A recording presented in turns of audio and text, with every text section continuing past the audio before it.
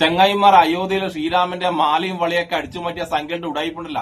മാധ്യമപ്രവർത്തകനും എഴുത്തുകാരനായ NP ചേക്കുട്ടിയും KS ഹരീരനും കൂടി പൊളിച്ചെടുക്കുന്ന ഒരു വീഡിയോ കണ്ടാലോ? സമയമുണ്ടെങ്കിൽ നിങ്ങൾ തീർച്ചയായും കാണേണ്ട ഒരു വീഡിയോ ആണിത്. യഥാർത്ഥത്തിൽ അയോധ്യയിലുണ്ടായിരിക്കുന്ന സംഭവ വികാസങ്ങൾ എനിക്ക് തോന്നുന്നത് BJPയെയും സംഘപരിവാരത്തെയും വലിയ ഒരു പ്രതിസന്ധിയിലേക്ക് നയിക്കും. കാരണം ഇത് ഒരു അഴിമതിയുടെ പ്രശ്നം മാത്രമല്ല, അഴിമതി വളരെ ഗൗരവമായിട്ടുണ്ട്. പ്രത്യേകിച്ചും അത് ഇപ്പൊ കഴിഞ്ഞ ദിവസം ഞാൻ പ്രതിപക്ഷത്തു നിന്നുള്ള ഒരു ഇത് കേട്ടത് 5000 കോടിയുടെ തട്ടിപ്പ് നടന്നിട്ടുള്ളതാണ്. അത് കോൺഗ്രസ് ICC അധ്യക്ഷൻ തന്നെ അങ്ങനെ ഒരു ആരോപണം ഉന്നയിച്ചിട്ടുണ്ട്. കണക്കുകൾ എത്രയാണെന്ന് നമുക്കറിയില്ല. പക്ഷേ ചുരുങ്ങിയ സമയം കൊണ്ട് അയോധ്യയിൽ വന്ന് കാണിക്കയായിട്ട് വന്നിരിക്കുന്ന സാധനങ്ങളിൽ ഒരു വലിയ പങ്ക് അപ്രത്യക്ഷമായിട്ടുണ്ട്.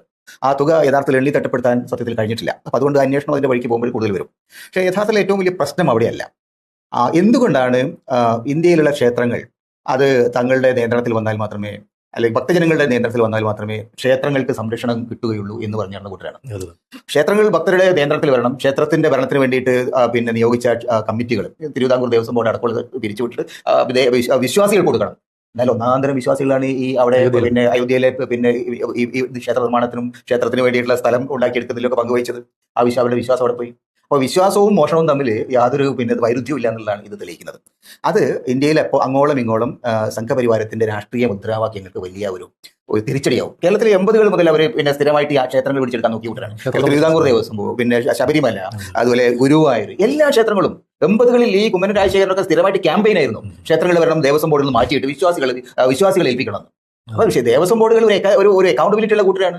ദേവസ്വം ബോർഡുകൾ ഭാഗത്ത് പിഴവുകൾ വന്ന പരിശോധിക്കാനുള്ള സംവിധാനമുണ്ട്. ഇപ്പൊ പലരും ജയിലിൽ കിടക്കുന്നുണ്ട്. പക്ഷേ ആ തരത്തിലുള്ള ഒരു സംവിധാനത്തെ അട്ടിമറിച്ചുകൊണ്ട് അതിന് പകരം വിശ്വാസികൾ എന്ന് പറഞ്ഞുകൊണ്ട് RSS നിയന്ത്രണത്തിലാക്കണം അവർ ആവശ്യപ്പെട്ടത്. ക്ഷേത്ര സംരക്ഷണ സമിതി എന്ന പേരിൽ അവർ രൂപീകരിച്ച സംഘടനയുടെ നിയന്ത്രണത്തിൽ ഒരുപാട് ക്ഷേത്രങ്ങൾ കേരളത്തിലുണ്ട്. അതെ, ഒരിടത്ത് ഒരു കണക്ക് പറയാറില്ല. കണക്ക് പറയാതിരിക്കും. ഇതും അവർ കണക്ക് പറഞ്ഞിട്ടില്ല. കണക്കാരും ചോദിക്കുന്നവർ പ്രതീക്ഷിച്ചില്ല. യഥാർത്ഥത്തിൽ സംഭവിച്ചെന്താണ്? ഈ സംഭവിച്ചത് കണക്കുകളൊന്നും ആരും ചോദിക്കുന്നു, കണക്കുകളുടെ കാര്യത്തിലൊന്നും ഒരു പ്രയോഗത്തിലുണ്ടായില്ല. അതുകൊണ്ട് അല്ലെങ്കിൽ ഈ ക്ഷേത്രത്തിന്റെ നിർമ്മാണ സമയത്ത് 88 തുടങ്ങിയ പരിപാടിയാണ്. 88 രാമക്ഷേത്ര നിർമ്മാണത്തിന് വേണ്ടിയിട്ടുള്ള ഒരു അയോധ്യയിലേക്കുള്ള യാത്ര നടത്തിയത് ഹിന്ദു സന്യാസിമാരായിരുന്നു. BJPയുടെ നേതാവായിരുന്നു ലാൽകൃഷ്ണ അഡ്വാനിയാണ്. അതിനുവേണ്ടി ഒരുപാട് കലാപങ്ങൾ നാട്ടിലുണ്ടാക്കി. അന്ന് മുതൽ വൻതോതിൽ പണം പിരിവ് നടത്തുന്നുണ്ട്. അന്ന് മുതൽ പലതരത്തിൽ പിരിവ് നടത്തുന്നുണ്ട്. ശിലാന്യാസത്തിന്റെ പേരിൽ കണ്ടമാനം പണം സംഭരിച്ചിട്ടുണ്ട്. അതുപോലെ തന്നെ മറ്റ് ഉപകരണങ്ങൾ സംഘടിപ്പിച്ചിട്ടുണ്ട്. അത് സംഘടിപ്പിച്ചിട്ടുണ്ട്. ഏറ്റവും കൂടുതൽ പണം ഭരിച്ച സ്ഥലങ്ങളൊന്നും വിദേശമാണ്. വിശ്വ ഹിന്ദു പരിഷത്തിന്റെ വൈദേശികമായ ഏജന്റുമാർ. അവർ പിരിച്ച പണത്തിനൊന്നും ഒരു കണക്ക് ഒരു കാലത്തും ഉണ്ടായിരുന്നില്ല. അപ്പൊ ആ നിലയിൽ വൻതോതിൽ പണം പിരിച്ച് ഏതാണ്ട് 40 വർഷം 35 വർഷത്തോളം പിരിച്ചൊരു ഏർപ്പാടാണ് അതൊന്ന്. അപ്പൊ അതുകൊണ്ട് ആ കണക്കുകൾ അന്ന് മുതൽ ഇന്ന് വരെയുള്ള കണക്കുകൾ അവർ രാജ്യത്തോട് പറയാൻ ബാധ്യത. രണ്ടാമത്തെ കാര്യം, ഇത് എങ്ങനെയാണ് ഈ ക്ഷേത്ര നിർമ്മാണത്തിന് പ്രവർത്തനം നടത്തിയത്? ഇത് സുപ്രീം കോടതിയുടെ വിധി പ്രകാരം അവർ കിട്ടിയതാണ്. യഥാർത്ഥത്തിൽ മോറൽ റൈറ്റ്സ് അവർക്ക് ഉണ്ടോ എന്നുള്ളത് വേറൊരു വിഷയമാണ്. എന്തായാലും ശരി, അവർക്ക് കിട്ടിയ ഒരു കെട്ടിടം നിർമ്മാണം പറയുന്നത് കെട്ടിട നിർമ്മാണത്തിന്റെയും അതിന്റെ കാര്യങ്ങളുടെ ചുമതലക്കാരനായിട്ട് ഇന്ത്യ ഗവൺമെന്റ് തന്നെയാണ് ആളെ വെച്ചത്. കാരണം സുപ്രീം കോടതി അവർ ഏൽപ്പിച്ചതാണ്. ഇന്ത്യ ഗവൺമെന്റിൽ പ്രൈം മിനിസ്റ്ററുടെ സെക്രട്ടറി ആയിരുന്ന ആളാണ് നിർഭേന്ദ്ര മിശ്ര. ഗുജറാത്ത് ടേറ്ററിലെ വലിയ സീനിയർ ഓഫീസർ ആയിരുന്നു. അദ്ദേഹത്തിനാണ് അതിന്റെ പ്രധാനപ്പെട്ട ചുമതല ഏൽപ്പിച്ചത്. അദ്ദേഹം പോലും പറയുന്നുണ്ട് ഇതിനകത്ത് വലിയ പ്രശ്നങ്ങൾ വന്നിട്ടുണ്ട്. എങ്ങനെ സംഭവിച്ചു? എന്തുകൊണ്ടാണ് ഈ അവിടെ വരുന്ന ധനം അത് കൃത്യമായിട്ട് കണക്കിൽപ്പെടുത്തിയിട്ട് തിട്ടപ്പെടുത്തി വേണ്ട സ്ഥലത്ത് വെക്കുന്നതിൽ പരാജയപ്പെട്ടു? എന്തുകൊണ്ട്? ഇപ്പൊ വന്നിരിക്കുന്ന വാർത്ത എന്താണ്? ഇപ്പൊ വന്നിരിക്കുന്നത് ഒരു വാർത്ത വെച്ചാൽ ഈ പണം എണ്ണുന്നത് മേശയിൽ വെച്ച് എണ്ണാൻ പാടില്ല, പായ വിരിച്ചിട്ടുണ്ടെന്നാണ്. പായ അന്ന് കിട്ടില്ലായിരുന്നു. ഈ ക്ഷേത്രം ഉണ്ടായ കാലത്തും അതിന് മുമ്പ് നാട്ടിൽ പായുണ്ട്. പായ വിരിച്ചിട്ട് എല്ലാവരും കാണുന്ന രൂപത്തിൽ CCTV വെച്ച് എണ്ണം എന്നുള്ളത് പുതിയ സംഭവമല്ല. എല്ലാ സ്ഥലത്തും അത് ആ ചട്ടങ്ങളുണ്ട്. എന്തുകൊണ്ട് CCTV തിരിച്ചു വെച്ചു. CCTV ഒക്കെ കൃത്യമായി തിരിച്ചു വെച്ചിട്ട് മേശപ്പുറത്ത് വെച്ചിട്ടും മേശന്റെ വെൽപ്പിൽ വെച്ചിട്ടൊക്കെ എണ്ണി കുറെ എണ്ണം ഈശലാക്കിയത് പോയി. അപ്പൊ ഇത് വളരെ ഗൗരവമുള്ള ഒരു പ്രശ്നമാണ്. കാരണം ഇന്ത്യയുടെ നാനാഭാഗത്തുനിന്ന് വന്നിട്ടുള്ള ആളുകളാണ്. ഇന്ത്യയുടെ നാനാഭാഗത്തും ഒരു വലിയ പരിധിവരെ ഹൈന്ദവ വിശ്വാസികളായിട്ടുള്ള ആളുകൾ ഞാൻ പോയിട്ടുള്ളത്.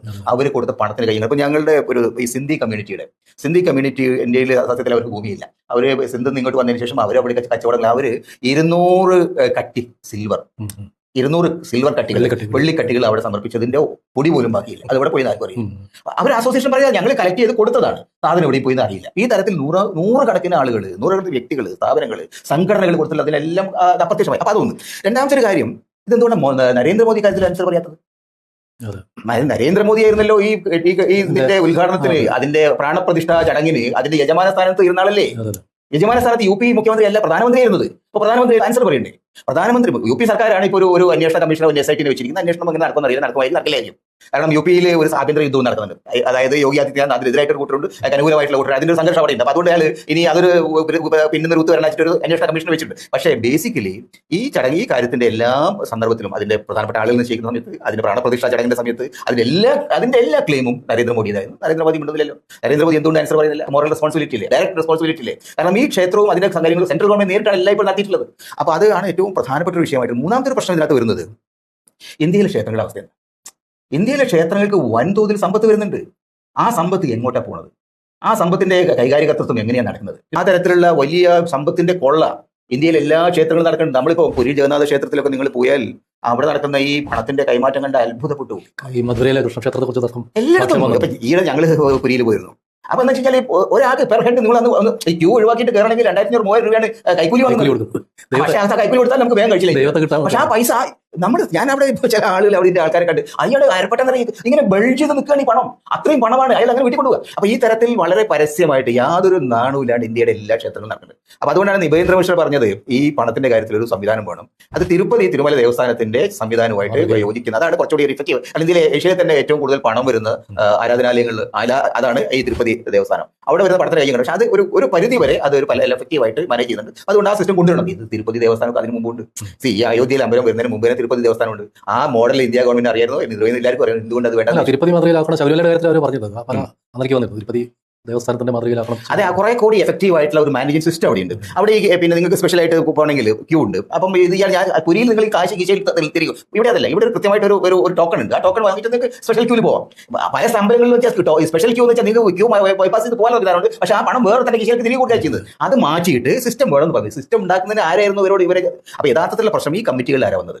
ഇവിടെ ഇരിക്കുന്ന മാനേജ്മെന്റ് കമ്മിറ്റിയിലായാലും ട്രസ്റ്റ് ബോർഡിലായാലും ഒക്കെ വന്നിരിക്കുന്ന ആളുകൾ ആരാ? ഈ ഇന്ത്യയിലെ സാധാരണക്കാരായാലൊന്നുമല്ല. ഇതൊക്കെ സംഘപരിവാരത്തിന്റെ ഏറ്റവും പ്രധാനപ്പെട്ട ആളുകളാണ്. മാത്രമല്ല അയോധ്യയുമായി ബന്ധപ്പെട്ട് നമ്മൾ കണ്ടൊരു കാര്യം, കഴിഞ്ഞ പാർലമെന്റ് തെരഞ്ഞെടുപ്പിൽ അയോധ്യ ലോക്സഭാ സീറ്റിൽ ബിജെപി തോറ്റു. എസ് പിയുടെ ഒരു ദളിത് സ്ഥാനാർത്ഥി. ജനങ്ങള് അവർ കാണിച്ചിരിക്കുന്ന അഭ്യാസങ്ങളെ കുറിച്ച് കൃത്യമായ ബോധ്യമുണ്ട്. ഈ ക്ഷേത്രത്തിന്റെ പിന്നിൽ നടന്നിരുന്ന കള്ളത്തരം അതൊരു ടൂറിസ്റ്റ് വ്യവസായത്തിന്റെ ഭാഗമായി നടത്തിയാണ്. അതിന്റെ ഭാഗം വേറൊന്നും സംഭവിച്ചു. ഞാനത് കണ്ടത് പിന്നെ NDTV അതിലുണ്ടായിരുന്ന പ്രണോയ് റോയ്, അദ്ദേഹം ഡി കോഡർ എന്നിട്ട് പുതിയ ചാനൽ തുടങ്ങി. മറ്റേ അംബാനിക്കാരെ വാങ്ങിച്ചുകൊണ്ട് പോയ പിന്നെ അദ്ദേഹം ഡി കോഡർ അതിൽ ആ സമയത്ത് കഴിഞ്ഞ തെരഞ്ഞെടുപ്പ് സമയത്ത് UP-യിലേക്ക്, പ്രത്യേകിച്ച് അയോധ്യയിലേക്ക് അവർ പോയിരുന്നു. അപ്പൊ അവിടെ പിന്നെ ഈ പൂ വിൽക്കുന്ന ഒരു കുടുംബമുണ്ട്. അപ്പൊ അവര് നേരത്തെ ആ അമ്പലത്തിലേക്ക്, അവിടെ ധാരാളം അമ്പലങ്ങളുണ്ട്, അമ്പലങ്ങളിലേക്ക് പോകുന്ന സമയത്ത് ആളുകൾ പൂവിൽ കൊട്ടവയിൽ വാങ്ങിയിട്ട് അമ്പലത്തിൽ കൊടുക്കും. ഇതായിരുന്നു ഒരു പരിപാടി. ഇപ്പൊ എന്ത് സംഭവിച്ചു? ഈ പുതിയ ക്ഷേത്രവും വലിയ കോംപ്ലക്സും ഒക്കെ വന്നപ്പോഴും സൂപ്പർ ഹൈവേ വന്നു. അപ്പൊ ഇവർ ഇതിന് താഴെ പോയി. ഇത് ഈ ഇത്രയോ പൂ വിൽപ്പന മുഴുവൻ ഹൈവേയിലേക്ക് പൂ കഴിയില്ലല്ലോ. അവർ വിറ്റോണ്ട സ്ഥലത്തിന്റെ മുകളിൽ കൂടി ഈ സാധനം കുതിച്ച് വാങ്ങി. അപ്പൊ അവർക്ക് സാധനം വാങ്ങാൻ ആരുമില്ല. അതോടുകൂടി അവരുടെ ജീവിതം കട്ടത്തിലായി. അയാൾ ആദ്യം അയാൾ കുറച്ച് കാര്യങ്ങൾ പറഞ്ഞ ഭാര്യ അയാൾ തടഞ്ഞു വെച്ചു. നിങ്ങളൊന്നും പറയണം, കുറച്ച് ശാസ്ത്രീയ അതിനേക്കാൾ ശക്തിയിൽ പറയാൻ എന്താ ജീവിക്കാൻ ഒരു വഴിയാണ് തകർത്തി. കാലം എത്രയോ തലമുറകളായി ആ പ്രദേശത്ത് ക്ഷേത്രങ്ങളുമായിട്ട് ബന്ധപ്പെട്ട ആരാധനയും ബന്ധപ്പെട്ട് ചെറിയ ചെറിയ ജോലികളും പിന്നെ വരുമാനം ഉണ്ടാക്കിയിരുന്ന ആളുകൾ മുഴുവൻ തകർത്തുകൊണ്ട് ഈ സൂപ്പർ ഹൈവേ കൾച്ചർ കൊണ്ടുവന്നത് ഇവരാണ്. അപ്പൊ അതിന്റെ ഭാഗമായിട്ട് ആ പ്രദേശത്തുള്ള ആളുകൾ എതിർത്തു. അപ്പൊ അതേമാതിരിയാണ് ഇത് സംഭവിച്ചിരിക്കുന്നത്. ഇത് ഒരു വലിയ ടൂറിസ്റ്റ് ബിസിനസ് ആയിട്ട് നമുക്ക് കൺവേർട്ട് ചെയ്തപ്പോഴും സാധാരണ ജനങ്ങളുടെ എല്ലാ താല്പര്യങ്ങളും ഉണ്ടായി. പക്ഷേ ഇന്ത്യയിലെ സാധാരണക്കാർ കൊടുത്തിരിക്കുന്ന പണമാണ് ഇപ്പോൾ പ്രത്യക്ഷമായിരിക്കുന്നത്. അതുമാത്രമല്ല, അവരവിടെ വലിയ തോതിലുള്ള റിയൽ എസ്റ്റേറ്റ് ഇടപാടുകൾ നടത്തിയിട്ടുണ്ട്. ഭൂമി വാങ്ങിച്ചിട്ടുണ്ടായിരുന്നു. അല്ല, അത് ഭൂമി വാങ്ങിയപ്പോൾ ഒരു സ്ഥിരം പരിപാടിയാണ് മധ്യപ്രദേശിലുണ്ടല്ലോ. മധ്യപ്രദേശിൽ വികസിപ്പിക്കാൻ പോകുന്ന സ്ഥലം എവിടെയാണ് കണ്ടെത്തിയിട്ട് മുഖ്യമന്ത്രിയുടെ വീട്ടുകാരും ഭാര്യ അളിയനും എല്ലാം ചേർന്ന് 150-200 ഏക്കർ അവിടെ മേടിച്ചു. അതിനുശേഷം അവിടെ പ്രോജക്ട് പ്രഖ്യാപിച്ചു, വില കുതിച്ചു കയറുന്നു. ഇപ്പൊ ആരോപണം വന്നിരിക്കുന്നു. മുഖ്യമന്ത്രിയുടെ ഭാര്യയും മക്കളും തന്നെയാണ് പഠിപ്പിച്ചിരിക്കുന്നത്. അയോധ്യയിലെ ആക്ഷേപം നേരത്തെ വന്നതാണ്. കാരണം വലിയ സിനിമാ നടന്മാർ, വലിയ വ്യവസായികളൊക്കെ വൻതോതിൽ ഭൂമി വാങ്ങിക്കൂട്ടി ഒരു ടൂറിസ്റ്റ് കേന്ദ്രം. അപ്പൊ യഥാർത്ഥത്തിൽ ഈ അയോധ്യ മൂവ്മെന്റ് എന്ന് പറയുന്നത് ഇന്ത്യയെ സംബന്ധിച്ചിടത്തോളം അതൊരു ആത്മീയമോ ഒന്നും ആയിരുന്നില്ല. മതവുമായിട്ടോ വിശ്വാസവുമായിട്ടോ ശ്രീരാമ വിശ്വാസമായിട്ടോ ഒന്നും അതിനൊരു ബന്ധം ഉണ്ടായിരുന്നില്ല. എന്നാൽ ഒന്നാന്തരം ഒരു ടൂറിസ്റ്റ് പരിപാടി, ഒരു റിയൽ എസ്റ്റേറ്റ് പരിപാടി BJP-യുടെ തലപ്പത്തുള്ള ബുദ്ധി കേന്ദ്രങ്ങളിൽ അവർ ആലോചിച്ചുണ്ടാക്കി. അതിന് LK അഡ്വാനിയെ മുമ്പിൽ വെച്ച് അവർ പരിപാടി നടത്തി. അതിനകത്ത് അവർ വമ്പിച്ച വിജയം. സുപ്രീം കോടതി ഉൾപ്പെടെ അവരുടെ കൂടെ സുപ്രീം കോടതിക്ക് നിവൃത്തിയൊന്നുമില്ല. സുപ്രീം കോടതിയെ ഇന്ത്യയിലെ എല്ലാ കോടതികളിലും ഇപ്പോൾ കഥ ഭരിക്കുന്ന ആളുകൾ എന്താണോ ആഗ്രഹിക്കുന്നത് നടത്തി കൊടുക്കാനാണ് കോടതിയുടെ. പക്ഷേ ഇതിനകത്ത് ഇന്ത്യയുടെ ചരിത്രത്തിൽ ഇപ്പൊ എപ്പോഴും പറഞ്ഞൊരു കാര്യം, സോമനാഥ ക്ഷേത്രം മുഹമ്മദ് ഗസ്നി വന്ന് ആന്റിയോടെ വല്ല ആവശ്യമുണ്ട്. മുഹമ്മദ് ഗസ്നിക്ക് അവിടെ നിന്നാൽ മതി. ഇവിടെ നമ്മൾ ഇത് ചെയ്യും. ഇത് ചെയ്യാൻ ഇതിനേക്കാൾ എഫക്റ്റീവായിട്ട് സോമനാഥ ക്ഷേത്രം 300 കൊല്ലം കുറച്ച് പൈസ കൊണ്ടുപോയിട്ടുണ്ടാവും. പക്ഷേ ഇവിടെ ഇപ്പോൾ ഈ സർക്കാരിന്റെ കൺമുമ്പിൽ വെച്ച് വെട്ടിയെടുത്ത പണം സോമനാഥ് പോയതിന്റെ ആയിരക്കണക്കിന് ഇരട്ടി. എന്നാലും സത്യാവസ്ഥ ഗസ്നി കിട്ടിയ കാശ് മുഹമ്മദ് ഗസ്നിയെ കുറിച്ച് പറയാൻ പറ്റില്ല. ഗസ്നിയെ കുറിച്ച് പറയാൻ വേറെ ആളുകളുടെ ഫോട്ടോ വരിക. മുഹമ്മദ് ഗസ്നി പറയുമ്പോൾ യോഗി ആദിത്യനാഥിന്റെയോ അല്ലെങ്കിൽ നരേന്ദ്രമോദിയുടെ ഒക്കെ പണം ജനങ്ങളുടെ മനസ്സിലേക്ക് വരുന്നത് കൊള്ളക്കാരായി ആരെന്ന് വെച്ചാൽ ഇപ്പൊ ഇന്ത്യയിലെ ജനങ്ങളെ സംബന്ധിച്ചിടത്തോളം ഇത് ഈ പറയുന്ന ഈ രാജ്യം ഭരിക്കുന്ന UP ഭരിക്കുന്ന രാജ്യം ഭരിക്കുന്ന ആളുകളാണ് എന്ന് ഉറപ്പിച്ച് പറയാൻ അവർ സഹായിക്കുന്നതാണ് എന്റെ പ്രത്യേകത. മാത്രമല്ല, ഇതിപ്പം കാശി അല്ലെങ്കിൽ മധുര തുടങ്ങിയുള്ള പല പ്രദേശങ്ങളിലെ ക്ഷേത്രങ്ങളിൽ നിന്നും ഇനി ഇതിന്റെ വിശദാംശങ്ങൾ ഇത്തരം അല്ല അവർ ബാക്കിയുള്ള ഞങ്ങൾ ഇത്ര ഒരു അമ്പലം കഴിഞ്ഞ് ബാക്കിയുള്ള അമ്പലം പിടിക്കും. ഈ അവിടെ പിടിക്കാൻ ആൾക്കാർ ചോദിക്കാൻ തുടങ്ങും, അല്ലെ ഇവിടെ ഇതിന്റെയാണ് പരിപാടി, കാശി ചെന്നാൽ അവിടെ, മധുര ചെന്നാൽ ഇവിടെ, എന്താണ് നിങ്ങളുടെ പരിപാടി, ഭൂമി കച്ചവടമാണോ എന്ന് ആളുകൾ ചോദിക്കുന്ന അവസ്ഥയൊക്കെ ഇവർ എത്തിച്ചു കഴിഞ്ഞു. രാമന്റെ പേര് കൊള്ള ചെയ്യുന്ന ആൾക്ക് കാശി വിശ്വനാഥന്റെ പേര് കൊള്ള ചെയ്യാൻ വേണ്ടി ഉണ്ടാവില്ല, ശ്രീകൃഷ്ണന്റെ പേര് കൊള്ള ചെയ്യാൻ വേണ്ടി ഉണ്ടാവില്ല.